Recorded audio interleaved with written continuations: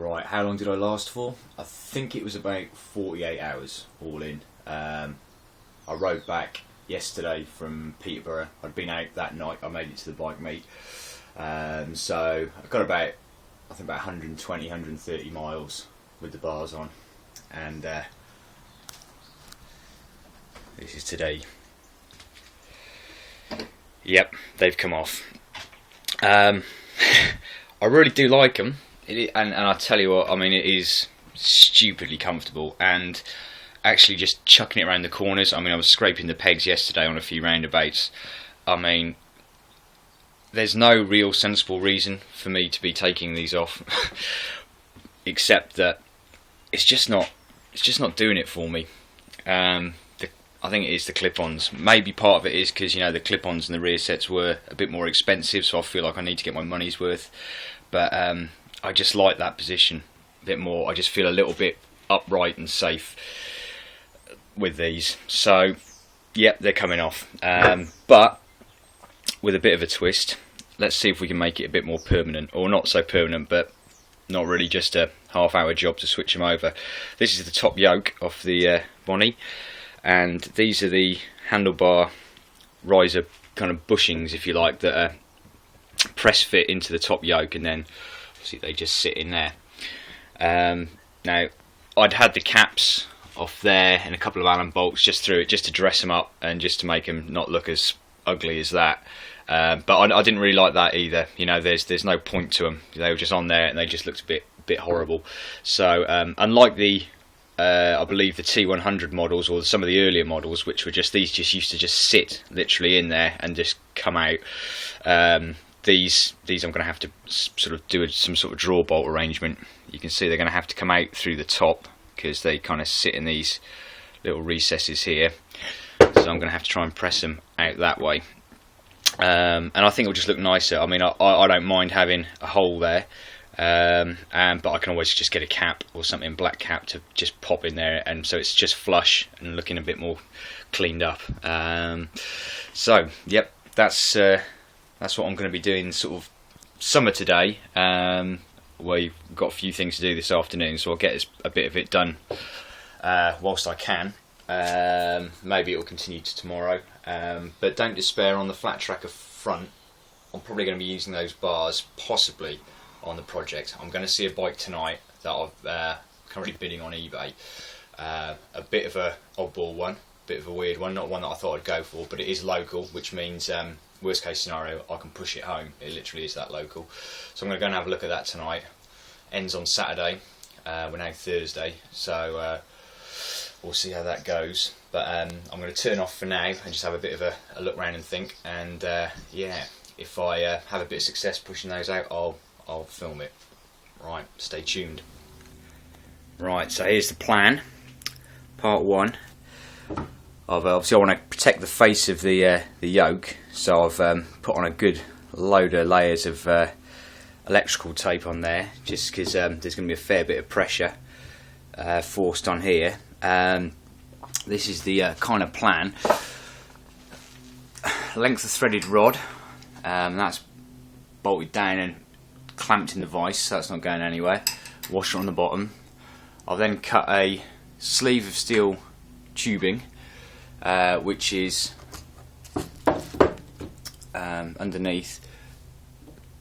There we go. The same sort of diameter as the hole that it's going to kind of push against, because that's going to push out that way, because there's a little lip, I don't know if you can see it, that sits in, so they can only go out one way. So that's going to push on there. So we'll put that on, and then the yoke's going to go, sorry, one-handed again, that's going to go on there like that. And then on the top here, as that, in theory, as this pushes through, I can have something to hold so that the bush can come into. So I'm just using a, what size is that, 32mm socket, which is big enough to encompass the bush. Chuck a washer on the end of that, put a bolt on. Now, this is my plan anyway, is that now as I tighten that, that should draw the bush through the yoke. So let's put this down and see if we can actually do it.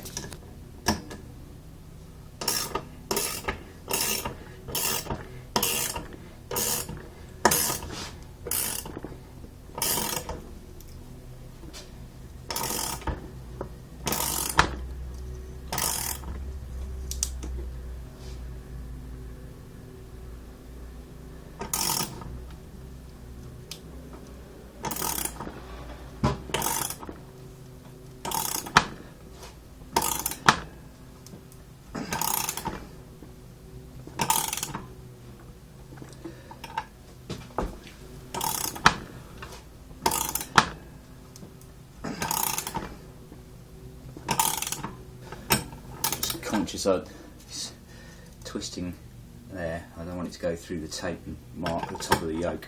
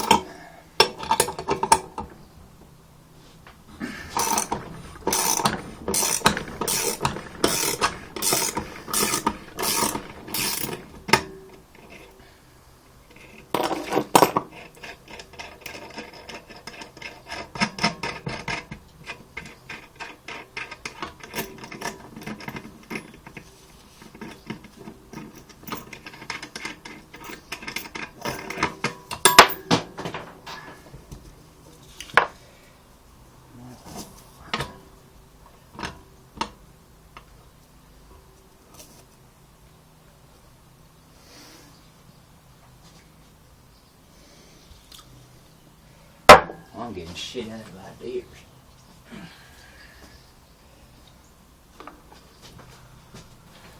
Right, well, that didn't work. I wrestled on for a lot longer and tried to push them out, but I didn't want to start marking the top, and plus we're going out now for a ride, so I've had to reassemble it, and I've had to put the little caps back on. So that'll do for now.